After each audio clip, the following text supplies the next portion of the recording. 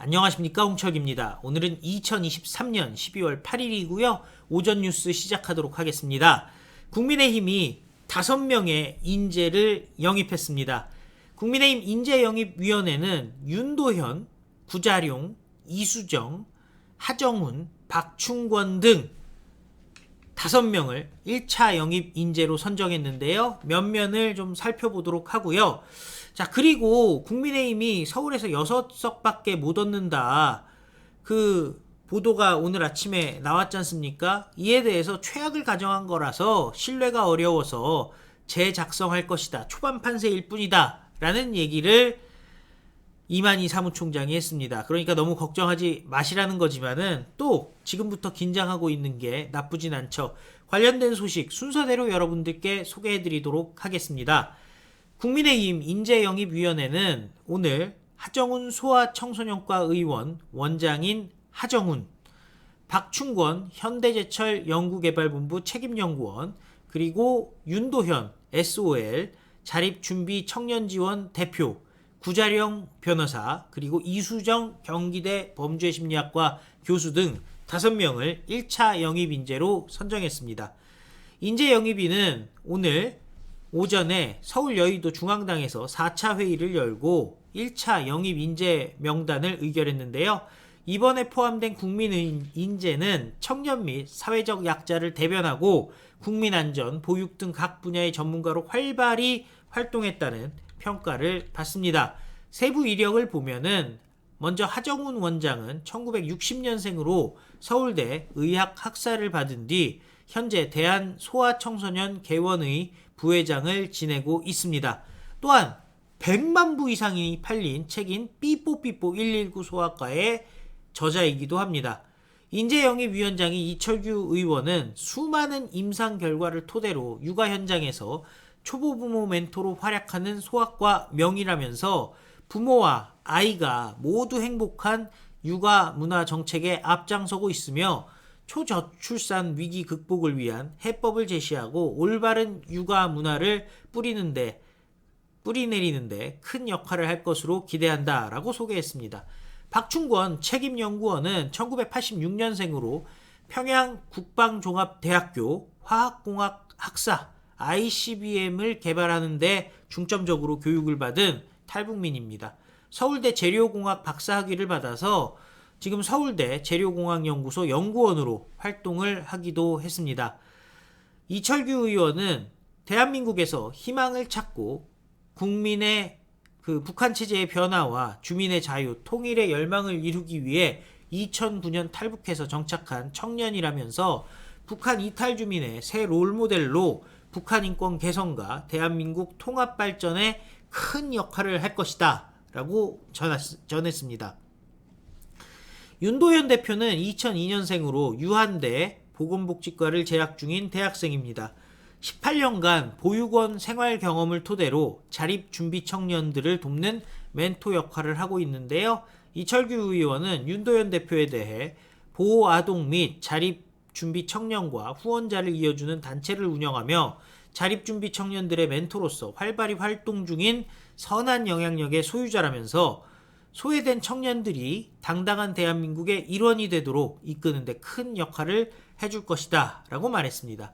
구자룡 변호사는 1978년생으로 저랑 동갑이네요. 홍익대 법대를 나와서 현재 학교법인 아리학원 이사와 법무법인 한별 변호사로 활동 중입니다. 이재명의 대장동 특혜 의혹 사건을 법리적으로 분석하면서 각종 언론의 패널로 출연한 경력이 있습니다.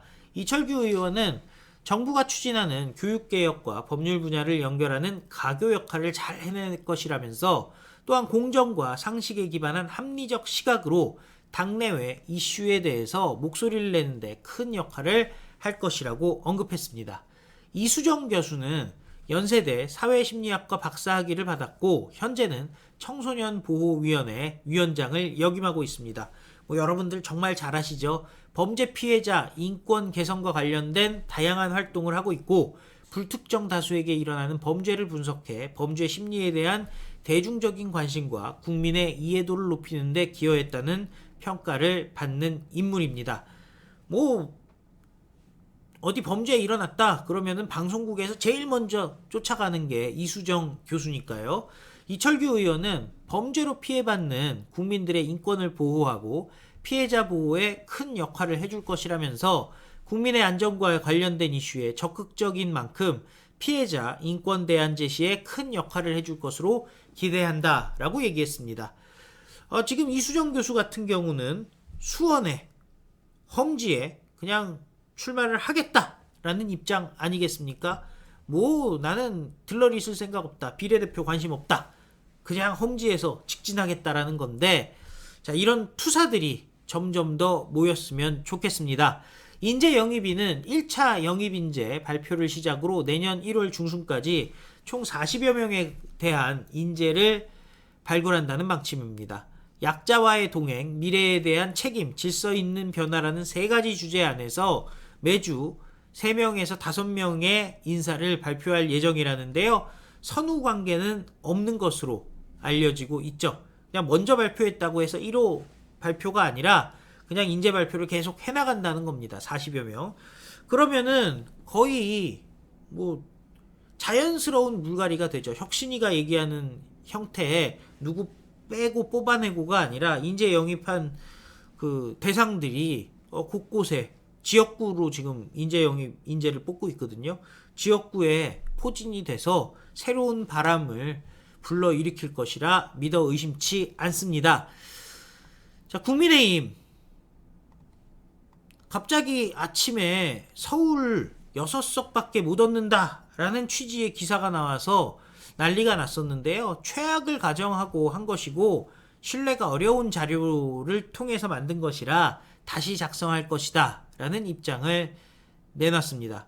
국민의힘은 자체 판세 분석 결과 서울의 49개 선거구 가운데 우세 지역이 6곳에 그쳤다는 보도에 대해서 당 사무처가 최악의 경우를 가정한 것으로 신뢰하기 어려운 자료를 근거로 했기 때문에 다시 작성하기로 했습니다 라고 얘기를 했습니다. 조선일보가 서울 49개 선거구 가운데 강남 가불병, 서초 가불, 송파 을 등 6개의 우세 지역이 불과했다라는 보도를 낸 거죠. 6개밖에 없었다라는 건데 경합 우세 지역에는 강동갑, 동작을, 마포갑 등이 포함된 것으로 알려졌습니다.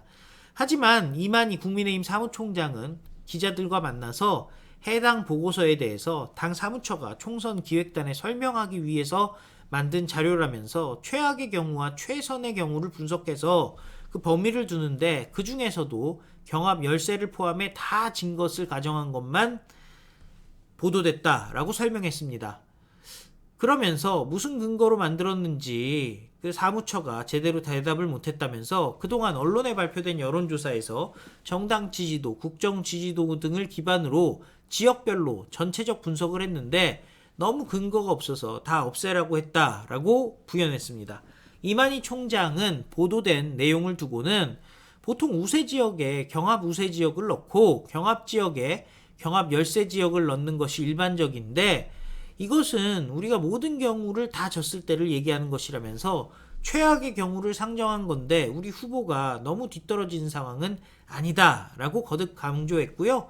조사하려면 지역구 여론조사를 해야 되는데 총선 출마 후보자도 상대방 후보자도 선정이 안 됐기 때문에 지역구 여론조사를 해본 적이 없다면서 당 싱크탱크인 여의도연구원 조사도 아니냐는 질문에는 그런 것도 아니다라고 일축했습니다. 보고서 작성 시점이 2주 전이라면서 최선의 시나리오를 묻는 말에는 낙관적 분석이어서 또 당에 도움이 안 되는 것이다 라고 얘기를 했습니다. 그러니까 최선, 최악 있는데 최악만 보도가 됐다는 거예요. 그 중간에 어디쯤에 진실이 있겠죠. 그럼에도 불구하고 경각심을 놓지 말고 제대로 한번 싸워야 되는 거겠죠.